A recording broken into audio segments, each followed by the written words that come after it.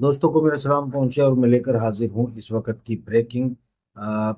Israel का आंतरिक गृह मंत्री टेम्पल माउंट को गिराने या मस्जिद अक्सा को शहीद करने की प्लानिंग कर चुका है। पहले आप जानिए ये है कौन। इसका नाम बेन गवीर है। इसे समझिए कि ये कौन है। बेन गवीर का परिचय।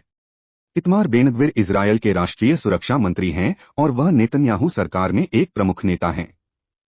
उन्होंने कई विवादास्पद मुद्दों पर कड़े रुख अपनाए हैं और खासकर टेम्पल माउंट से जुड़े मामलों में उनकी नीतियां चर्चा का विषय रही हैं। टेम्पल माउंट वह स्थल है जिसे यहूदी धर्म में अत्यधिक पवित्र माना जाता है और मुस्लिम इसे हरम अल शरीफ कहते हैं, जहां अलक्सा मस्जिद स्थित है। बेन गवीर का मानना है कि यहूदी इस स्थान पर न केवल जा सकते हैं बल्कि प्रार्थना भी कर सकते हैं, जबकि पारंपरिक यथास्थिति के अनुसार उन्हें यहां केवल जाने की अनुमति थी, प्रार्थना करने की नहीं। यह मुद्दा इजरायल की राजनीति में एक संवेदनशील विषय है और अंतर्राष्ट्रीय स्तर पर भी इसका असर देखा जाता है। आप सुन रहे हैं हमारी विशेष रिपोर्ट, जिसमें हम बात कर रहे हैं इजरायल के राष्ट्रीय सुरक्षा मंत्री इतामार बेन गवीर के हालिया बयानों और उनके कारण उठे विवाद की। 13 अगस्त 2024 को तिशा बाव के मौके पर बेन गवीर ने यरूशलेम के पुराने शहर में स्थित पश्चिमी दीवार का दौरा किया। इस दौरे के दौरान बेन गवीर ने यह दावा किया कि टेम्पल माउंट पर प्रचलित यथास्थिति, जिसके तहत यहूदियों को केवल वहां जाने की अनुमति थी, प्रार्थना की नहीं, अब खत्म हो चुकी है। यह विवाद तब और गहरा हो गया जब प्रधानमंत्री बेंजामिन नेतन्याहू और बेन गवीर के बीच इस बात पर टकराव हुआ कि इस पवित्र स्थल पर नीति निर्धारित करने का अधिकार किसके पास है। बेन गवीर ने टेम्पल माउंट पर यहूदियों को प्रार्थना करने की अनुमति देने का समर्थन किया है, जबकि पारंपरिक यथास्थिति के तहत ऐसा नहीं हो सकता।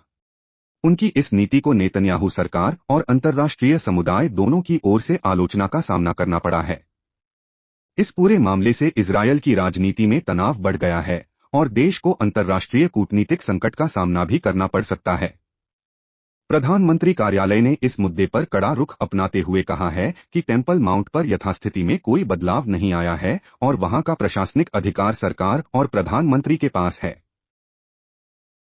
अगला बड़ा समाचार भी इजरायल से ही है, जहां प्रधानमंत्री बेंजामिन नेतन्याहू ने पूर्ण विजय की प्रतिज्ञा दोहराई है।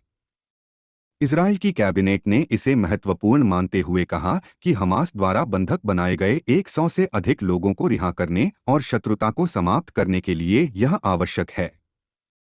नेतन्याहू ने यह भी स्पष्ट किया कि रक्षा मंत्री योआव गैलेंट सहित सभी के लिए यह निर्देश बाध्यकारी है। हालांकि गैलेंट को उनके पद से हटाने की कोई संभावना नहीं जताई गई है। वहीं हमास की तरफ से भी प्रतिक्रिया आई है।